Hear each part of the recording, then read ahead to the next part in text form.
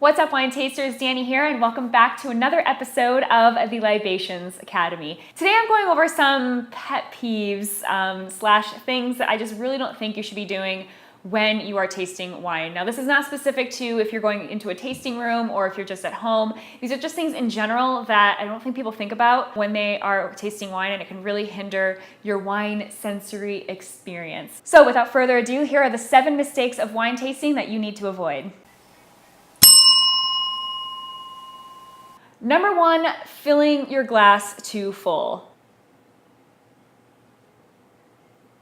Don't ever fill your glass too much or allow someone to fill your glass up to the brim, because there's no way you're going to be able to sip or smell that wine, which is really going to affect how you're going to taste it. Number 2 goes in line with number 1 a little bit, and that is not sticking your nose in the glass.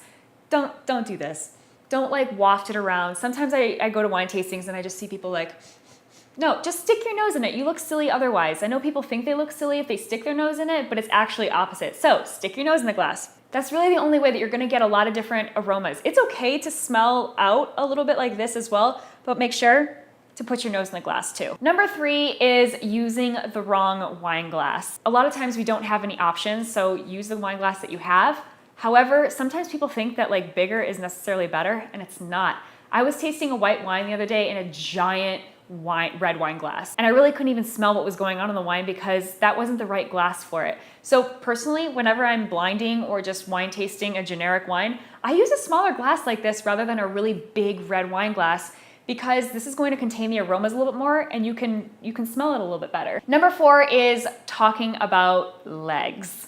Now, do you even know what legs mean? Do you know what legs are in wine? Basically, there's those little streaks on the sides of your glass that form the tears coming down. And a lot of people think that if a wine has tears or legs, it's better than other wines. That is a total myth. So stop believing that right now if you believed that before. Basically, legs represent a very complex relationship between alcohol and sugar, and it kind of tells us some stuff, but nothing is really cut and dry, and it's nothing that we can actually learn from tasting the wine. So in the wine world, we really don't talk about legs too much. We may call it viscosity, but it's not something to really remark about, especially if you're out in public and you're like, check out the legs on these wines. Don't do that, you sound silly. Number 5 is eating while you taste your wine.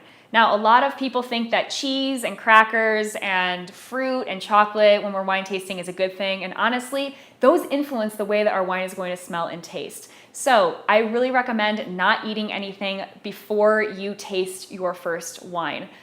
So a good way of doing this is if you're gonna have wine with dinner, taste it before you eat dinner. If you have been eating, a really good thing to do is maybe take a plain like water cracker that really doesn't taste like anything, cleanse your palate out, take a sip of water, and then taste so that your mouth is not bombarded with any flavors that you're getting from these cheese or fruits or whatever else you were tasting. Number 6 is another one of my biggest pet peeves, which is wearing perfume. It always happens where I go to a wine dinner or something and some lady sits next to me and she is just drenched in perfume. And unfortunately, that's all I can smell all night. I can't smell or taste my wine. I know I sound kind of snobby right now, but it really is true. Once you start tasting wine more and more, you're gonna become really sensitive to aromas. So don't be offensive to the people around you that are into wine as well, and just offend them with all of your perfume or cologne. On top of that, just be aware that outside aromas can also influence your wine tasting process. So if like you're cooking dinner or something and it's really smelly, you might not be able to tell, but it is influencing your wine. So just try to have an environment when you're tasting wine for the first time that is odorless. Finally, number 7 is not thinking about your wine. This is the biggest mistake you can make when you're tasting wine, because when you're not thinking about it, you're not really learning about it, and you're not really understanding what it smells or tastes like. So really think about your wine. Think about the exact aromas that you're smelling. Think about the structure of the wine. Think about what flavors you're actually getting before going on and drinking that wine. You're not doing yourself any favors by just not thinking about it. So take 2 seconds and think about your wine. So there you have it, the 7 mistakes of wine tasting that you need to avoid, because it's really gonna hinder what you're able to smell and taste. Let me know in the comments below if you think I missed anything. I think there's a million mistakes we can make out there, but these are the 7 most important ones to me. So make sure you don't do them. Happy tasting, my friends, and I will see you next time. Cheers.